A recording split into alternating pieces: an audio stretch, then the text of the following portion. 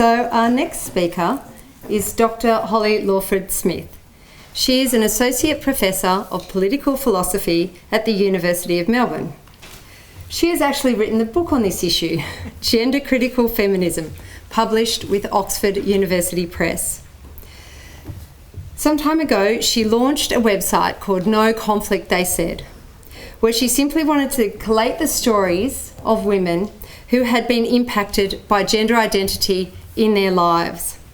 For that, she was subjected to a smear campaign by fellow academics, a disciplinary process that was ultimately dismissed, and she was subjected to threats and intimidation on campus.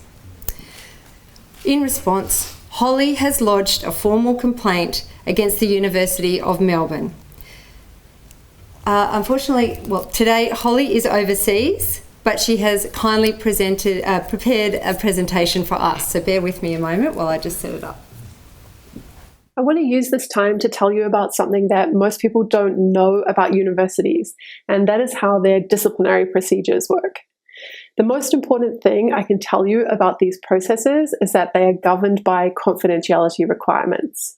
And this is for good reason, because if false or malicious complaints were publicised, that could cause retaliation by others against either the alleged victim or the alleged perpetrator, and it could cause reputational damage to the accused and also to the university. Confidentiality can protect all parties, but confidentiality also gives the university cover to use disciplinary procedures as a way of sanctioning staff without actually imposing formal sanctions like demotion or dismissal. Here's a generic case. A faculty member expresses an opinion on social media. This invites a public backlash, which results in complaints being made to the university. The university decides to investigate those complaints by initiating disciplinary proceedings. It can decide to do this even when it's obvious that the complaint should be dismissed out of hand. These investigations can take months and months to resolve. An individual who decides to protect herself by securing legal representation might incur fees into the tens of thousands. The bureaucracy itself can be surreal and stressful.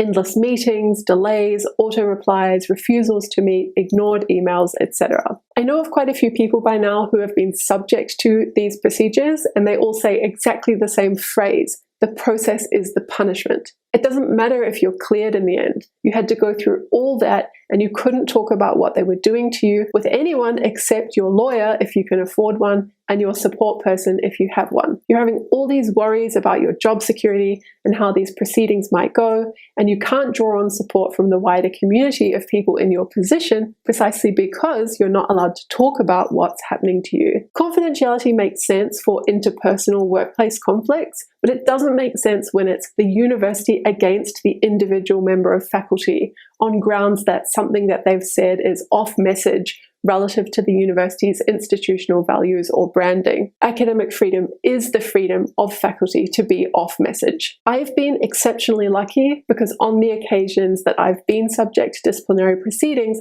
the surrounding matters were all so public that I had heaps of support, even if I couldn't talk about exactly what was happening to me. But I want to use this occasion to note that we just don't know how many other academics are being dragged through these processes right now. And for how many of those, that's because they have the wrong views on sex and gender, refusing to prioritize gender identity over sex. We just don't know how many women throughout the universities of Australia, whether that's staff or students or administrators, actually support the gender-critical position on the importance of sex and sex-based rights for women, and yet are afraid to say so. It's part of the diversity and inclusion agenda of the contemporary university that employees be empowered to bring our whole selves to work. Well, I say it's time to make sure that gender-critical people can bring our whole selves to work too.